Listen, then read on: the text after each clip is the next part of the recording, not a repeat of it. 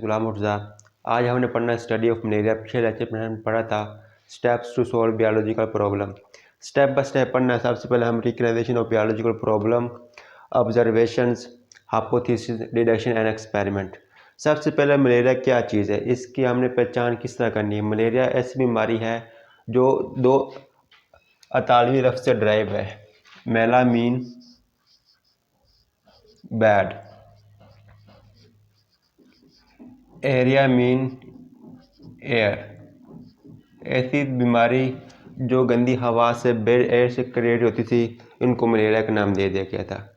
इसके इलाज के लिए कुछ एक छाल थी, क्यूना, इसके लिए बहुत ज़्यादा मुफीद थी और काफ़ी मकदार में यूरोप से अमेरिका भेजी जाती थी। क्यूना तो इसको जो ले जा रहे थे, उसके जो ताजर थे, उसको दुनिया में खोट आ गई। उसने इसको रिप्लेस कर दिया एक और थी छाल सिनकोना के साथ, रिप्लेस विद सिनकोना। लेकिन इसका यह जो तब्दील करना और भी फ़ायदेमंद हो गया, क्योंकि जो सिनकोना थी वो मलेरिया के इलाज के लिए बहुत ज़्यादा मुयसर थी। किसकी निस्बत? क्यूना की निस्बत। क्यों? क्योंकि क्यूना सिनकोना में केमिकल पाया जाता है क्योनिन, जो मलेरिया के डिजीज़ के लिए बहुत मुयसर था। यह था हमारे पास रिकग्नाइजेशन द बायोलॉजिकल प्रॉब्लम। ऐसी बीमारी जो बेड एयर से क्रिएट हो, मलेरिया लाती है। पहले इसके इलाज के लिए क्यों ना इस्तेमाल किया जाता, लेकिन जो इसको भेज रहे थे, उस जो ट्रेडर थे, ताजर थे, उसकी नीयत में खोट आ गई। उसने इसको रिप्लेस कर दिया सिनकोना के साथ। और सिनकोना ज़्यादा बेनिफिट किसकी निस्बत? क्योना की निस्बत, क्योंकि इसमें एक केमिकल पाया था क्योनिन।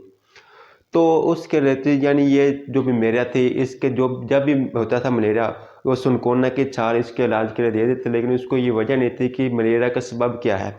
तो एक साइंसदान था, ऑब्जर्वेशन किया लेवरान ने, फ्रेंच आर्मी फिजिशियन था, फ्रेंच आर्मी फिजिशियन इन 1878। उसने एक पेशेंट लिया जिसको मलेरिया था, उसको ब्लड लिया और ब्लड को अपने माइक्रोस्कोप नीचे देखा, तो उसको जो काज कर रहे थे मलेरिया को का सबब बन रहे थे, वो छोटी जिंदा मखलूक थी जिसको उसने प्लाज्मोडियम का नाम दे दिया। यानी 1878 के 2 ईयर लेटर मुख्तलिफ साइंसदानों ने भी मुख्तलिफ ये सेम मखलूक देखी, लेकिन किसी भी इसको सपोर्ट ना किया। यानी 1878 में जो लिवरान ने तजर्बा किया था, उसने कहा जो हमारे पास मलेरिया है, उसका जो सबब है वो क्या है।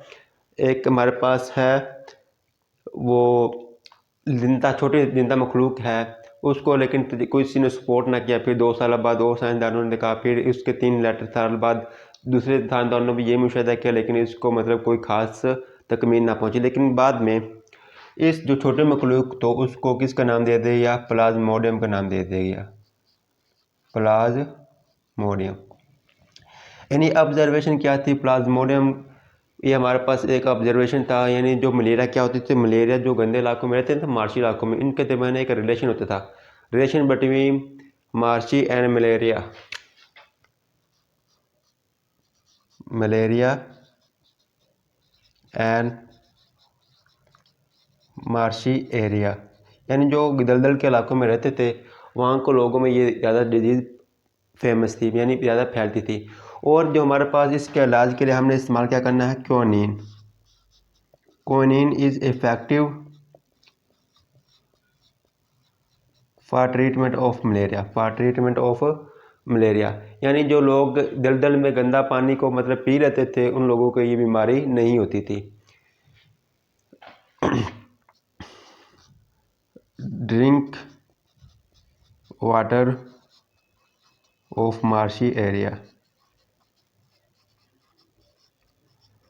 और जो लास्ट उन्होंने ऑब्जर्वेशन की, उसने कहा जो मलेरिया का जो सबब है, यानी जो इसने लेवराक ने 1878 में मुशाहिदा किया कि हमारे पास जो मलेरिया का सबब बनता है वो छोटे मखलूक है, तमाम लिविंग थिंग्स, जिसको उसने प्लाज्मोडियम का नाम दिया। यही वजह थी, ऑब्जर्वेशन भी उसने बताई।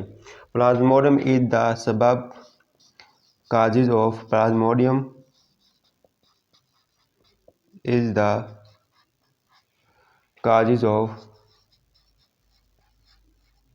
मलेरिया। ये चार उसने कुछ ऑब्जर्वेशन किए थे। मलेरिया एंड मार्ची इलाकों में कुछ रिलेशनशिप है। Quinine is effective as for treatment of malaria. The paper who drink water of marshy area does not effective with malaria. Plasmodium is the cause of malaria. तो hypothesis क्या बनी उस वक़्त? Hypothesis ये बनी कि हमारे पास मलेरिया है, उसका जो सबब है, उसकी जो वजह है वो क्या है? Plasmodium. Plasmodium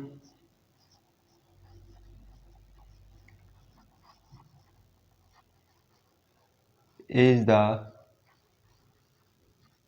cause of malaria, यानी जो मलेरिया का जो सबब चीज़ बनी वो एक थी प्लाज्मोडियम। तो इस हाइपोथेसिस से तो डिडक्शन बनाई, अगर जो मलेरिया का सबब प्लाज्मोडियम है तो जो मलेरिया में मुब्तला मरीज़ है उसके खून में भी प्लाज्मोडियम होना चाहिए। जैसे हमने पढ़ा था ना, हाइपोथेसिस बनाने के लिए, डिडक्शन बनाने के लिए अगर तो कि हम लफ्ज़ इस्तेमाल करते हैं, जैसे अगर बारिश ज़्यादा आता है तो ज़्यादा पानी आता है। इस तरह अगर मलेरिया का सबब प्लाज्मोडियम है तो मलेरिया का खून में जो पेशेंट है उसके खून में भी प्लाज्मोडियम होना चाहिए। If Plasmodium is the cause of malaria, then all patients of malaria should have plasmodium in their blood, अगर मलेरिया का सबब प्लाज्मोडियम है तो मलेरिया में मुब्तला हर पेशेंट, हर मरीज़ के खून में प्लाज्मोडियम होना चाहिए। तो फिर हमारे पास नेक्स्ट स्टेप है एक्सपेरिमेंट। एक्सपेरिमेंट हम क्या करते हैं, दो ग्रुप लेते हैं। एक हमारे पास होता है कंट्रोल ग्रुप, एक होता है हमारे पास एक्सपेरिमेंटल ग्रुप। एक हमारे पास क्या है, कंट्रोल ग्रुप, एक हमारे पास क्या है, एक्सपेरिमेंटल ग्रुप।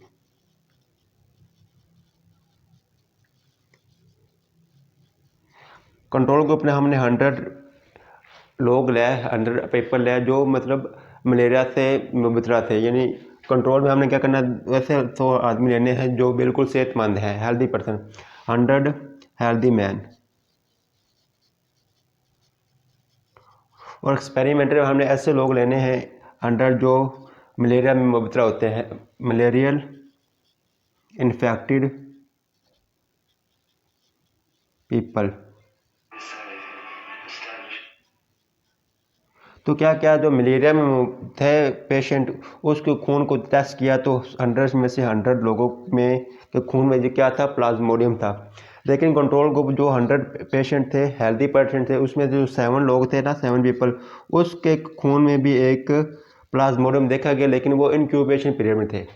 इंक्यूबेशन पीरियड क्या होता है, यानी ऐसा वक्फा होता है जब जो हमारा पैरासाइट हमारे बॉडी में इंटर होता है और बीमारी फैलाने से पहले और इंटर होने के बाद जो वक्फा होता है उसको हम कहते हैं इंक्यूबेशन पीरियड।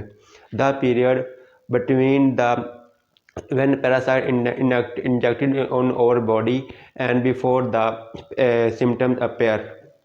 इंक्यूबेशन पीरियड क्या होता है, हमारे पास ऐसा पीरियड होता है, द पीरियड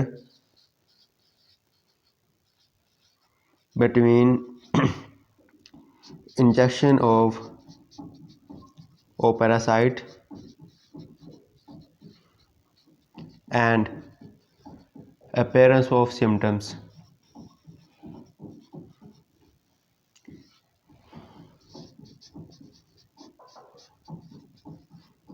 तो इंक्यूबेशन पीरियड पर एक्सपेरिमेंट में जो हमने 4 ऑब्जर्वेशन किए थे, इसमें से हमारे पास जो एक quinine is effective as treatment of malaria and plasmodium is the causes of malaria, ये दोनों को एक्सपेरिमेंट को हमने ट्रू यानी साबित किया, यानी ये हमारे पास एक्सपेरिमेंट में भी ये साबित रहे। तो हम कह सकते हैं कि एक्सपेरिमेंट करने के बावजूद malaria is cause by Plasmodium.